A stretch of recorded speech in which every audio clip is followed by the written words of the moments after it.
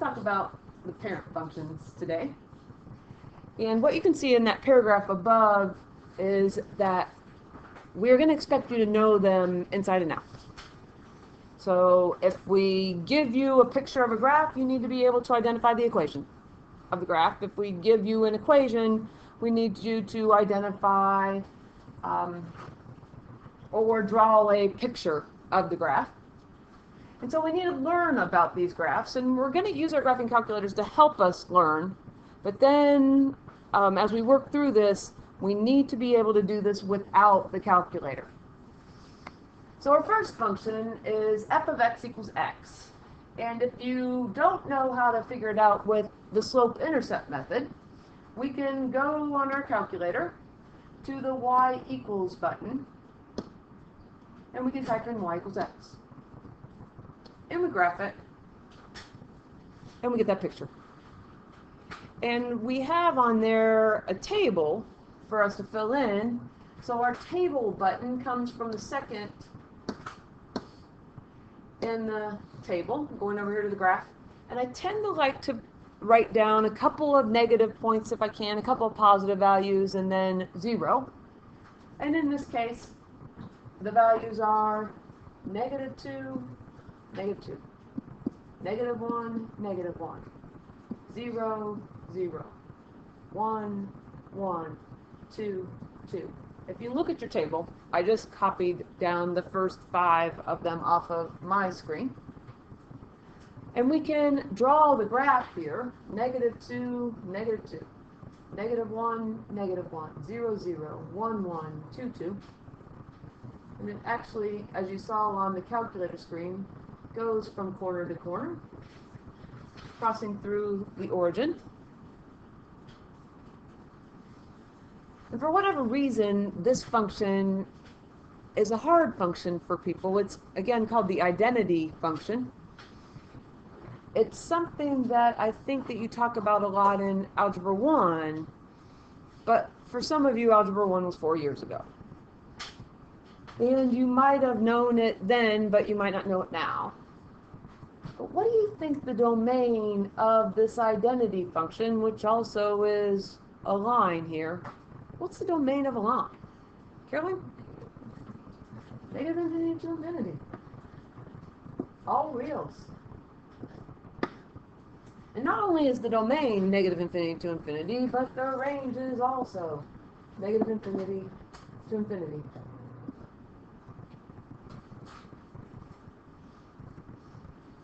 So there's our first function. We'll come back to even, odd, neither, and one-to-one later. But we're going to type these functions into our calculator, and we're going to look at the pictures. So the next one, called the square function, you might remember it as the quadratics from last year. F of x equals x squared.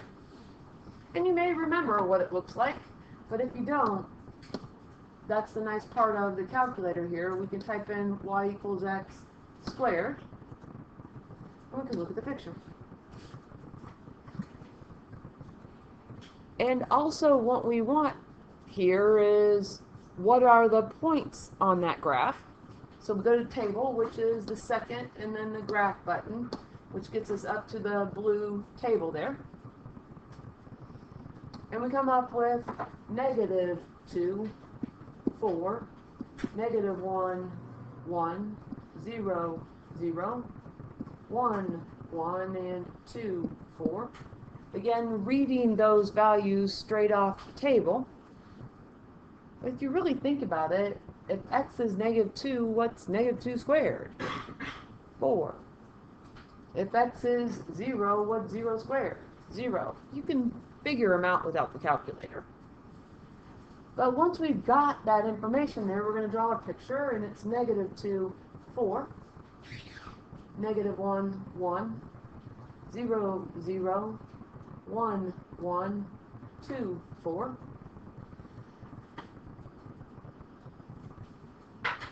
And there's our quadratic, our square function. If you took Algebra 2 last year, we spent a considerable amount of time on quadratics, even the year before for that matter. But what's the domain of a square function, also known as the quadratic function? Well, it's not any different from our line. Our x values for this quadratic can be anything. Negative infinity to infinity. All real numbers. But our range is not all real numbers. Oftentimes when we're looking at range, we're asking ourselves, do we have a high point or do we have a low point on the graph? Well, in this case, we have a low point on the graph here at the origin. So our lowest point on the graph is 0, and then all the points are going to go above that point of 0. They're going up to infinity. 0 is on the graph, so we're going to have a square bracket. And infinity in interval notation always has a parenthesis. And there's our square function. Again, hopefully that is looking familiar to you.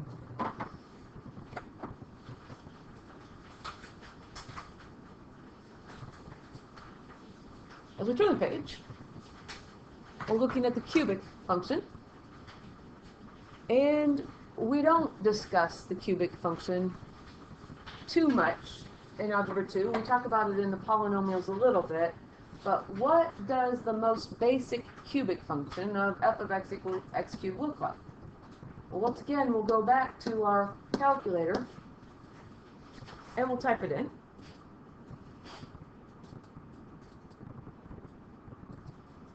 And we'll look at the picture. And there's what the most basic of the cubic functions looks like. But this one's a new one for us, so we really do need to look a little bit more closely at our table because we're not really familiar with this one. But if we go to second, and then the graph button, which gets us to table, we see some points that'll work for us here. Of -2 and -8, -1 and -1, 0, 0, 1, 1, 2, 8. It's actually one of my favorites to graph. And once we've got the points listed, -2, -8, -1, -1, 0, 0, +1, +1, and +2, +8.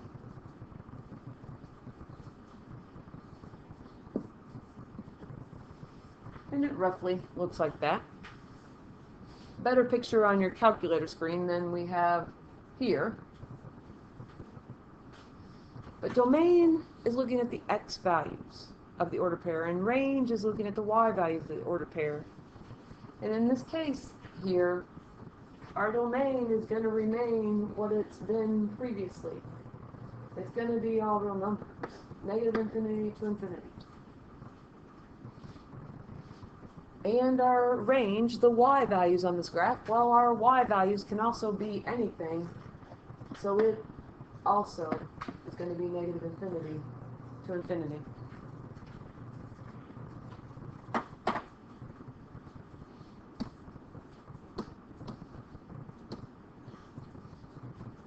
Next one is the quartic function. Again, we looked at quartics in the polynomial units in Algebra 2 last year. F of x equals x to the 4th. And we really didn't look at the graphs much with respect to the quartics. We were looking at other information. But we can type it in our calculator. Y equals x to the 4th. And we can graph. And there's the picture there. Now, it looks kind of familiar. I just want to point out that if we go back here and we type in our quadratic, if it doesn't do funny stuff like that,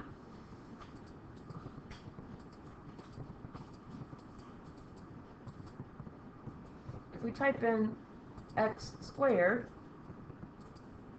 there's our quartic, and there's our quadratic. So notice the difference on that blue graph compared to the red graph. They look roughly the same shape. And again, we're going to have to be able to identify these graphs, so we need to make some, get some ideas in our head of how to distinguish between the two. So as I go back and get rid of the red graph here, we need to graph the quartic, the y equals x to the fourth. And if we go and look at our table,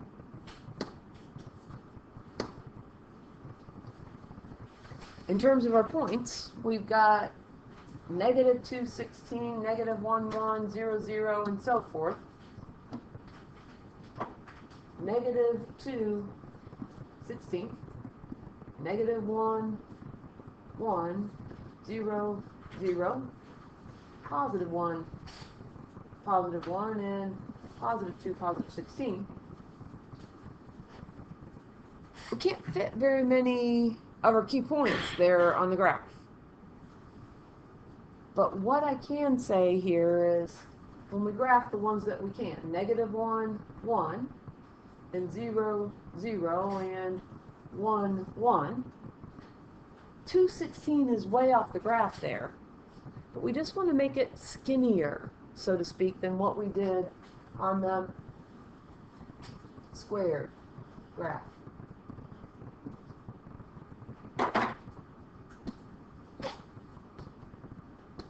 But once we get that drawn, we need to identify the domain and the range. Well, our domain has to do with the x values, and it still is going to be negative infinity to infinity. Remember, infinity in interval notation always has parentheses, but the range is not. And once again, when we're looking at range, we're asking ourselves, do we have a high point? Do we have a low point on the graph? Well, we've got a low point. But 0 is on the graph, so we're going to have a square bracket. And then all of the points, the rest of the points on the graph are above that. So we're going from 0 to infinity. And again, infinity always has a parentheses.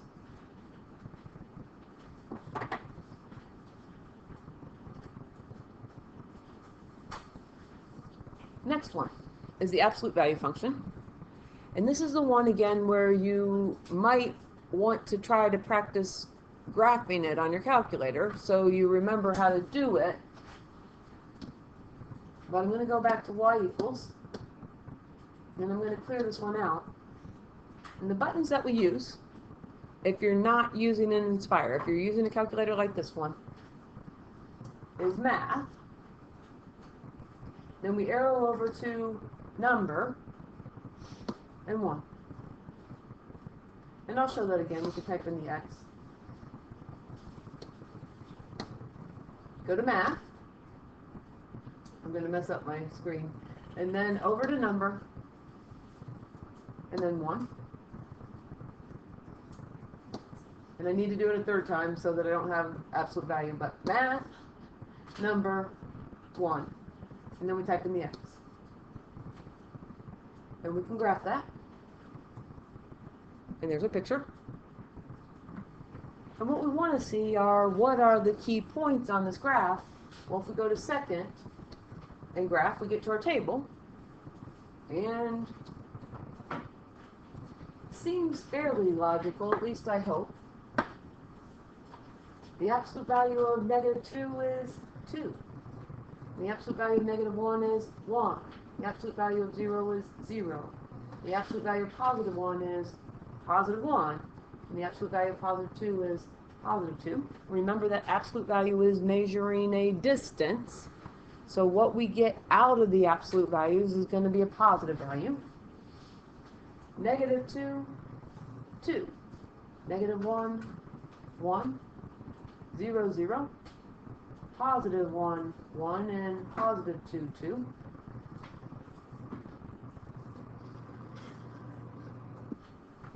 And there's our graph. Sometimes I say to myself, absolute value, value starts with V, and the graph looks like a V. Just a way to help you remember. And our domain is still negative infinity to infinity, but our range is not. And we need to look. Do we have a high point or do we have a low point in the graph? We have a low point in the graph at the origin. So our lowest point is 0, and then all of the points, all of the rest of the points on the graph are above that. So it's going to go from 0 to infinity. 0 is going to have a square bracket because it is on the graph. Infinity always has a parenthesis.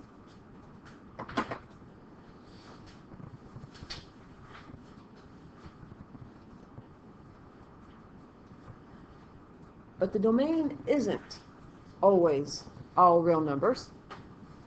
And the next graph that we're going to be graphing is the reciprocal function. F of x equals 1 over x. And who knows what that looks like. So we go back to our graph, and we're going to type in 1 divided by x. We don't even have to use our fraction button for the most basic of the functions. It's helpful if you have the fraction button to use it, but you don't have to use it to graph this function.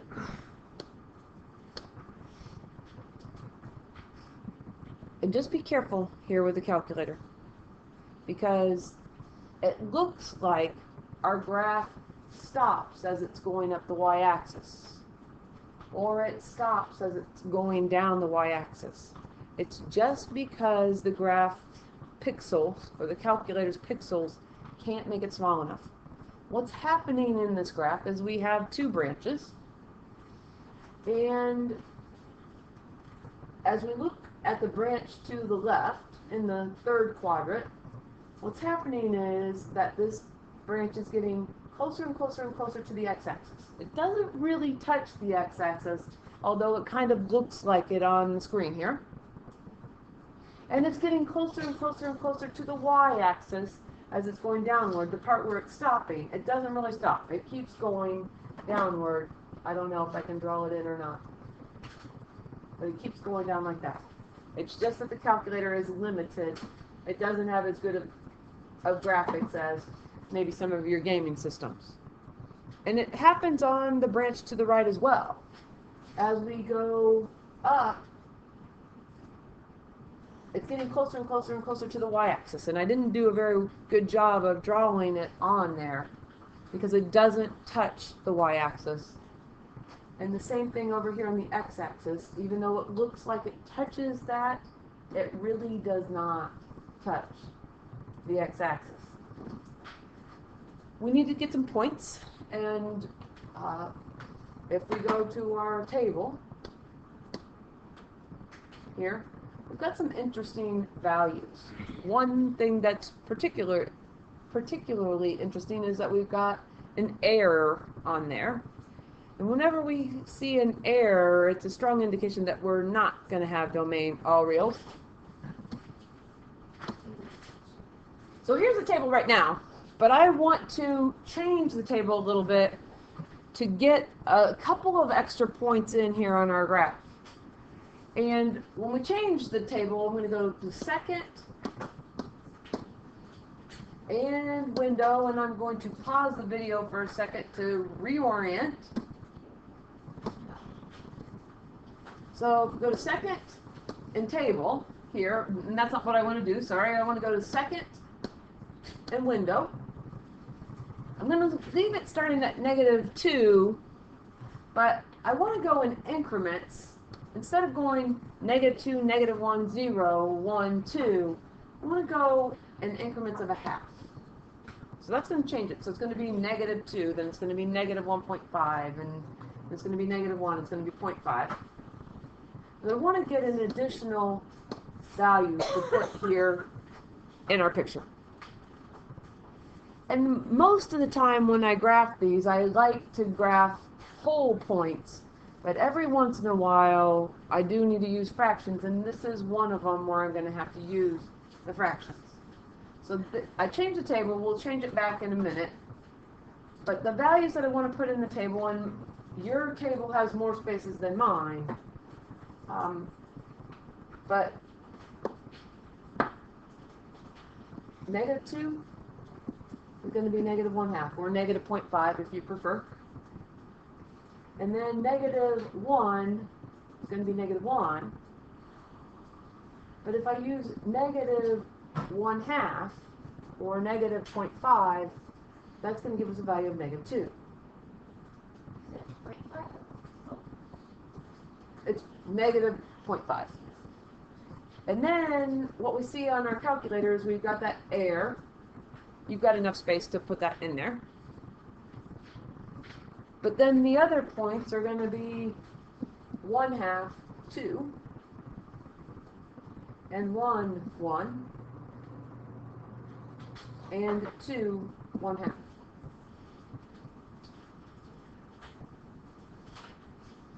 So once we get those listed, then we can draw them. Negative 2, negative 1/2. Negative 1, negative 1. Negative 1/2, negative 2. And remember, the goal here, and I did mediocre, is that we're not going to touch the x-axis and we're not going to touch the y-axis. And I just graphed the first 3 values so far. But we're going to graph the other 3 now, which is 1/2, 2, and 1, 1, and 2, 1/2.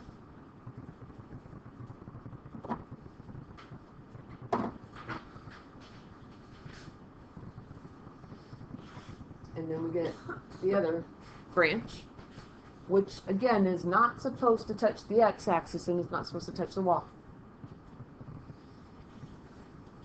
Now in general, I prefer to use interval notation, but once we get this graph, we need to come up with what's the domain and what's the range.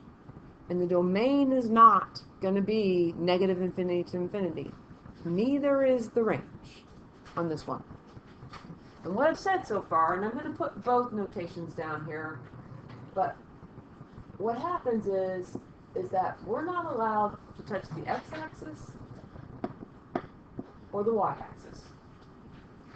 So we can't have any, since we can't touch, x can't be 0, and nor can y be 0. But in interval notation, what that is negative infinity to 0, both with parentheses, and then there's a u. U stands for union or joined with 0 to infinity. And it's going to look the same for the range. It's negative infinity to 0 joined with 0 to infinity.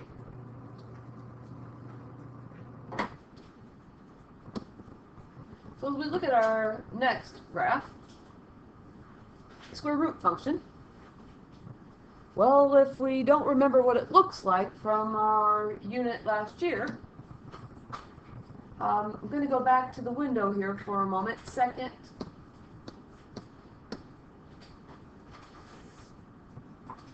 and window, and I'm going to change my increments back to 1. And then we'll go to y equals, and we'll type in the square root, second square root of x. And we can look at our picture here. But what we really want to know is, what are those values? So if we look at the table, we get that. So we see error again, but look at where the graph is. Oops. But it might be nice if I drew it. But if we went back and looked at the picture, just the picture, it's over there in the first quadrant is where it is. And our points that we're going to use, again, I try to use whole number points, are going to be 0, 0, 1, 1, 4, 2, 9, 3. And look at the pattern there. What I'm saying once again is, what's the square root of 0? It's 0. What's the square root of 1? It's 1. What's the square root of 4? It's 2. What's the square root of 9? It's 3. So when we type that in, 0, 0, 1, 1, or when we graph it, 4, 2, 9, 3. And there's our picture. Our domain is not all real numbers. Our range isn't all real numbers. And domain are the x values on the graph. So if we look farthest to the left, our point that's farthest to the left has an x value of 0. But it continues on in the right forever towards infinity. And this time, 0 is on the graph, so it needs to have a square bracket. The range. The range is going from the lowest point on the graph to the highest point on the graph. Our lowest point on the graph is the origin, and everything, all the other points are going to be above that. It's going to be 0 to infinity as well.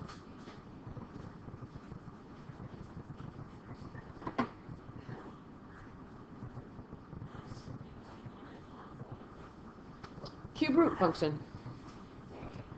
Well, once again, we've not seen a cube root function, so we go to our calculator. We go back to y equals, and we can clear that out. The cube root button is on the math button of the calculator. It's math number 4. And then we can type in the x and graph. And it looks like that. So what are the points on that graph? Well, we go to the table. And I do have to scroll through a little bit more. Again, if I can, and I can't always, but if I can, I like to use whole number points. So the points that I'm going to look at on this one, I can see 4 of them. -8, -2, -1, -1, 0, 0, 1, 1. And I'll get the last one there. -8, -2. -1, -1, 0, 0, +1, +1. And the other one that I didn't scroll through on the screen is going to be 8, 2. It's also one of my favorites to graph. -8, -2, -1, -1, 0, 0, +1, +1, and 8, 2.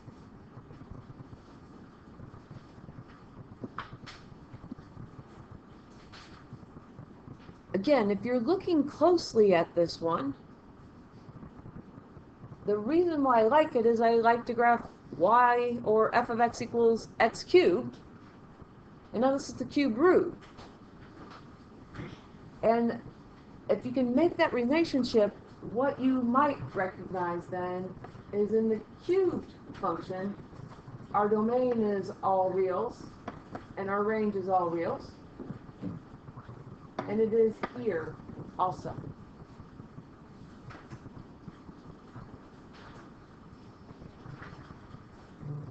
I want to try to get one more done here. Exponential function. This last one here, I cannot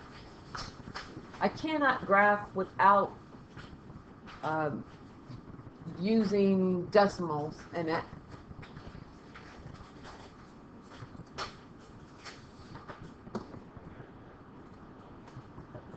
So we'll do this last graph, the y equals, clear that one out, e to the x. And your E button is hard to see on my screen, but it's the third button up from the bottom. to the left, and it's on the LN button. You have to press second, and then LN to get the E, and then your X button. We can take a quick look at what the graph looks like. And once again, like our reciprocal function that we did earlier on, our graph doesn't really touch the x-axis. We're getting closer and closer and closer to the x-axis, but we never quite touch. As we look at the points over here, if I can, I try to do points that are whole number points. But I'm going to look at the bottom 4 points here to help us. So -1,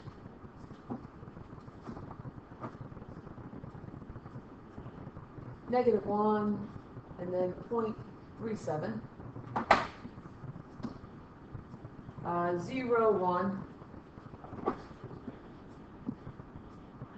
1, 2.7, and 2, I think it's 7.4. I'll look back here at the screen to make sure. 7.38, which rounds to be 7.4. And when we draw a graph, -1.37, 0, 1, 1, 2.7, and then 2, 7.4.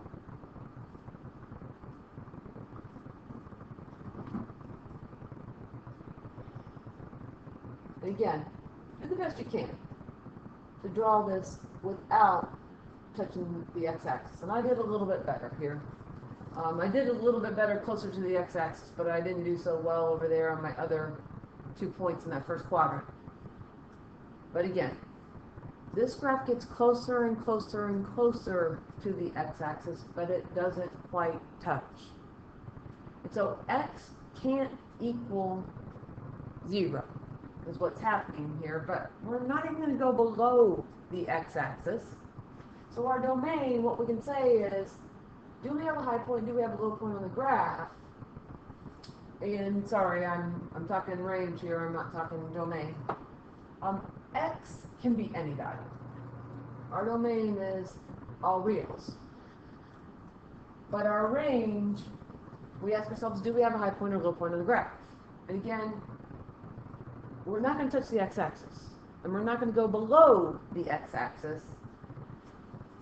So when we say our range here, we're going to say 0 to infinity. This time 0 is going to have a parentheses. It's not part of the values that we can have. For what? We can have values that are above the x-axis. So we can have a value like 0.001. We just cannot have 0.